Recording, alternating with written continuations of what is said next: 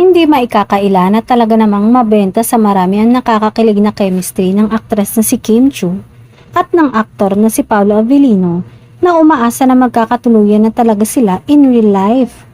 Pero ano nga ba ang reaksyon nila para sa ilang fans na pinipressure silang magkatuluyan? Ang sagot ni Paolo, bigyan sila ng oras na mag-enjoy na muna. Hayaan muna natin mag-enjoy yung mga tao and give them time to explore a bit more. Tama naman, i-enjoy na muna natin yung ngayon. Inamin din ni Paolo na super happy siya sa naging pagtanggap ng madlang people sa tandem nila ni Kim. Kasunod niyan, tila inihayag nito na huwag i-consider ang love team ang kanilang pagtatambal.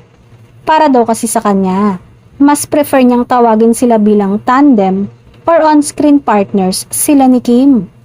Inamin din ito na more than kasi sa love team kung anong meron sila ni Kim ngayon. Samantala, sapat na daw sa mga fans ang ibig iparating ni Paolo, lalo na sa mga Kim Pao fans, ika nga nila, private but not secret.